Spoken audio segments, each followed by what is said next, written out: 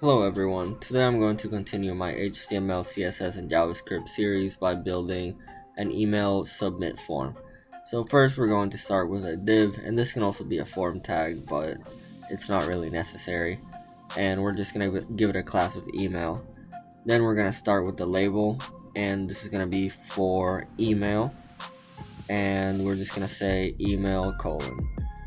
Next we're going to have an input, and this is going to be type email. Here I leave it as text, but in reality it has to be, well, it doesn't have to be, but it should be email if you're going to do an email. We're going to set the ID to email, and that's going to be for the label until we can grab it later, and also the name, and that one's actually for the label. The ID is really for the JavaScript. And then here we're just going to set a simple placeholder, and that's just a text that shows up when there's no text in the input. Alright, next we're going to create another div, and we're going to give it a class of submit button wrapper. And in here we're just going to add an a tag with no href, so it's going to be a button, and we're just going to give it a class of button. And if you remember, we made that class in one of the previous videos, and so that just means it's going to look like our other button, the one that says click here. And we're just going to set the on click to a function called on email submit, and we're just going to set the text to submit. Alright, next we're going to move on to the CSS, and we're going to start with that email class.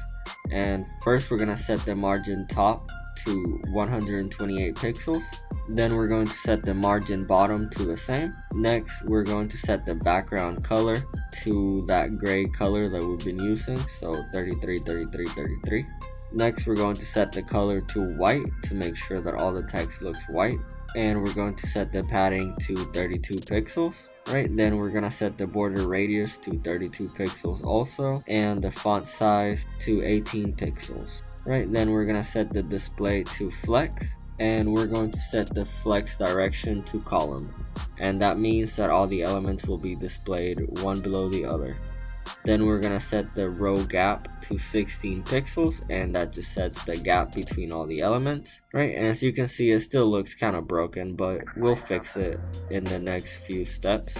Alright, and then we're going to do email, and then input, and then in the square brackets we do type equals email. And it won't work immediately because I forgot to set the type to email in the HTML, but it will work once I set the type back to email. And if I hadn't done the square bracket things, it would work, but the point of that was to show that you can do that. But anyway, here we're just gonna set the font size to 18 pixels, and then we're gonna set the background color to 66, 66, 66, which is a slightly lighter gray. We're gonna set the border to none and the color to white. And as you can see, the change isn't working, and I haven't realized why yet, but I will eventually. Next we're gonna move on to the email input type equals email focus colon focus, and I forgot to add it here, but it's necessary for this to work, and we just set the outline to none.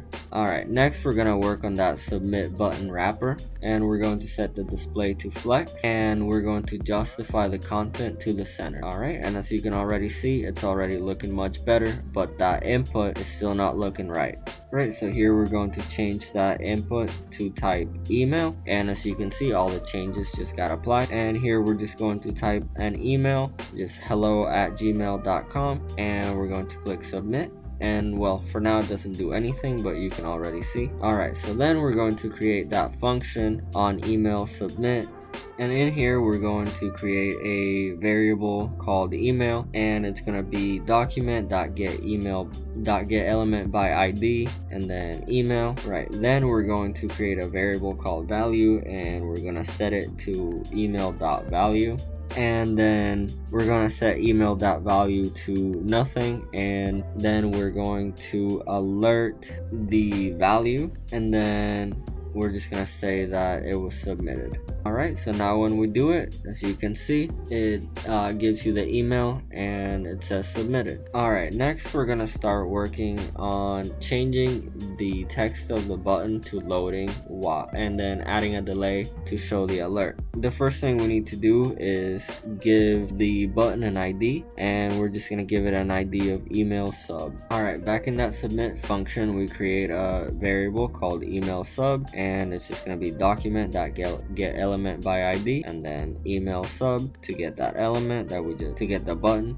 Next, we're gonna set the email sub enter text to loading ... and then we're going to set a timeout for 3000 milliseconds, and we're going to set the alert in there. Inside the timeout, we're also going to set the email sub enter text back to submit. Alright, and when we type in an email now and we click submit, you can see it changes to loading and then it shows the alert. But as you can see, it doesn't change back to submit until you click OK on the alert. We're gonna fix that right now.